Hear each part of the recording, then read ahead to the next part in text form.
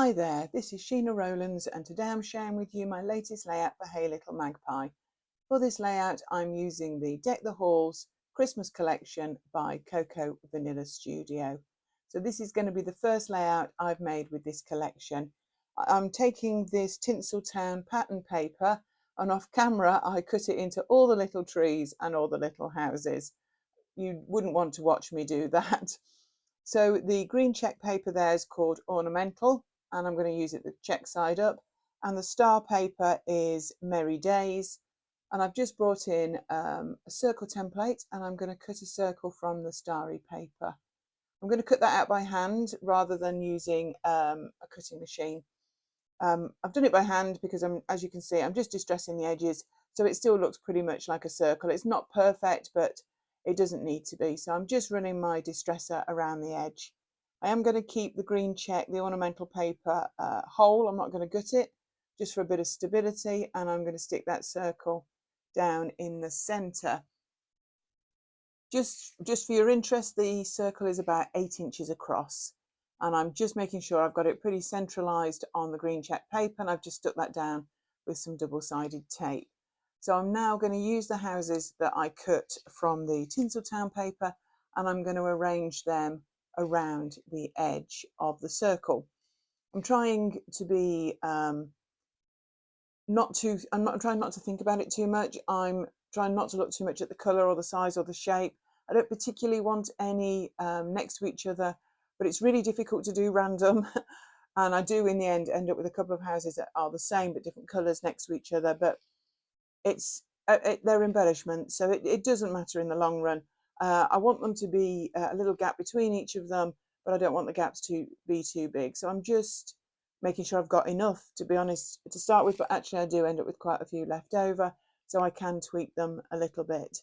I did pick the size of the circle thinking that I would want to add maybe 1.5 inches either side to get the houses in. So that's why I went with just under an 8-inch circle, because I didn't want the houses touching the outer edge of the 12 by 12 paper. So I'm still looking at my choices actually, and this is speeded up, so it took me a lot longer than I thought. But it did take me a whole evening to actually cut them out. So if it is something you fancy, do put your favourite programme on or some nice music and you'll get them done in no time. So I quite like the way that is, and I'm going to add a few trees on top as well. Not too many trees. I think I'm thinking I go for about 6 or 7 in the end, just dotting them around the circle. I do move a couple later, and you'll see why, but I just want to intersperse them with the houses just to add a little bit of interest around the edge. I think it's time for me to stop tweaking these a little now and crack on with the rest of the layout. So I bring in some double-sided tape and some foam pads, and what I'm going to do is I'm actually going to tilt the houses around the edge. So I'm going to put some foam on the back of the roof and a little bit of double-sided tape on the bottom of the building, so that they're touching the circle and they're flat, but they're actually slightly raised at the roof end all the way around. It's very subtle in the end. You may not think it's worth doing. I do like a bit of dimension to my layouts, and I did the rest of that off camera.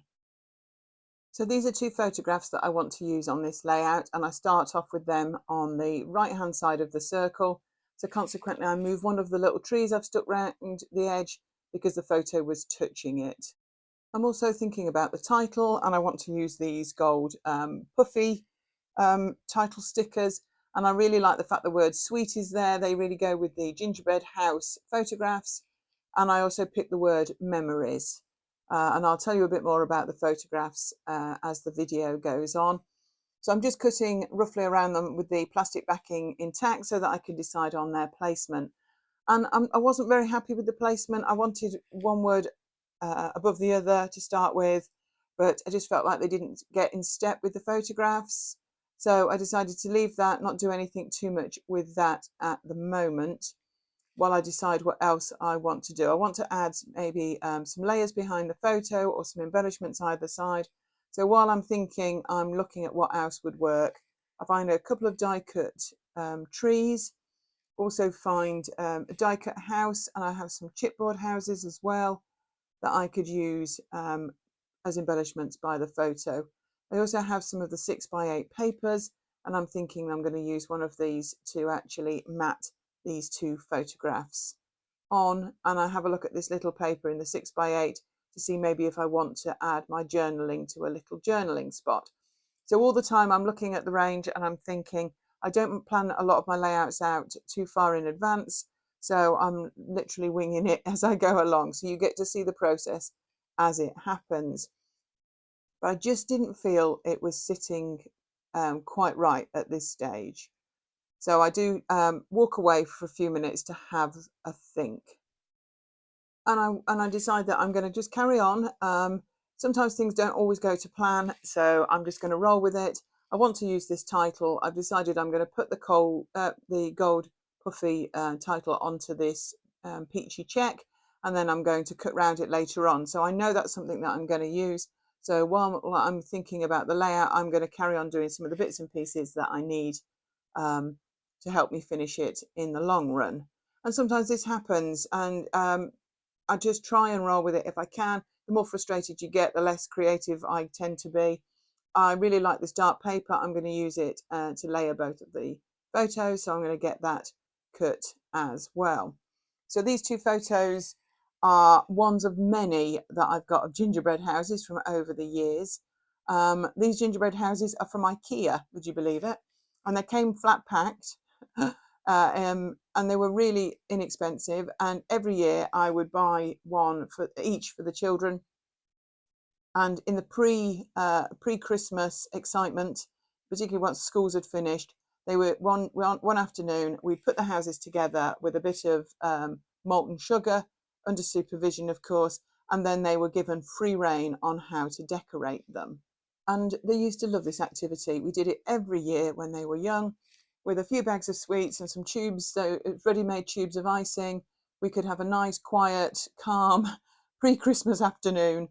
And they used to also enjoy the fun and get a little bit competitive with their icing skills.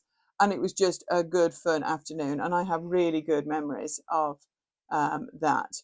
And I'm going to do some documentation actually onto this layout a bit later on. So you can see that my brain has been overthinking again, and I've actually moved the two photos into the center of the circle, and I'm liking the symmetry a lot better. And I think maybe that's what was throwing me, and it means that I can actually add the title across in one line.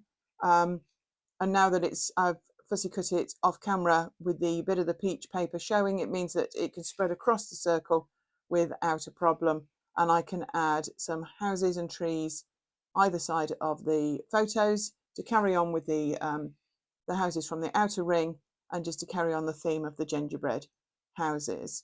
So I definitely feel like I've solved my own conundrum there. I'm going to add a couple of little trees as well to the two clusters. I'm just trying to, with my nail, get the back of the sticky, I think it's a chipboard house there. I'm just trying to find one that's the right size to go on that in that left cluster.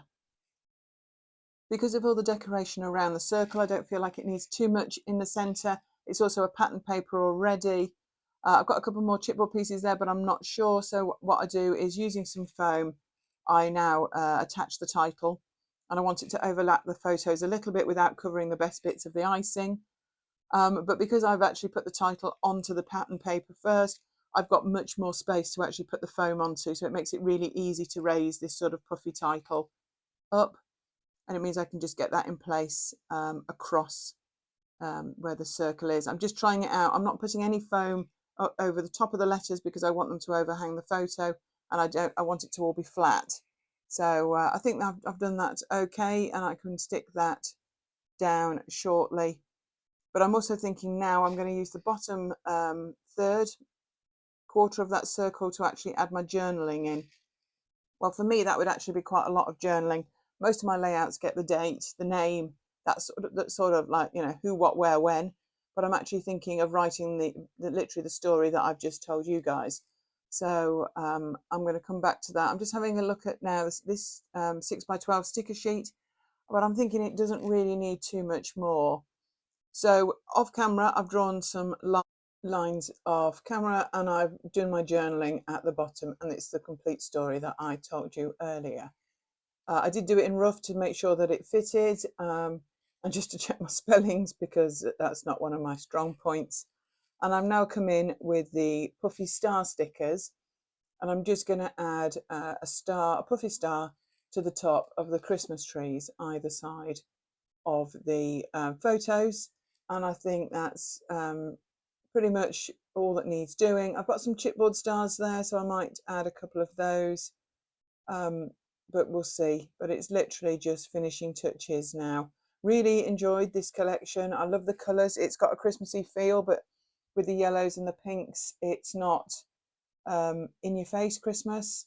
I would recommend it. You're checking it out, the Hey Little Magpie store. Also check out some of the other videos by the other DT, and always keep checking back to the store because there's stuff being added all the time. Lots of new collections, lots of things for you to have a look at as well.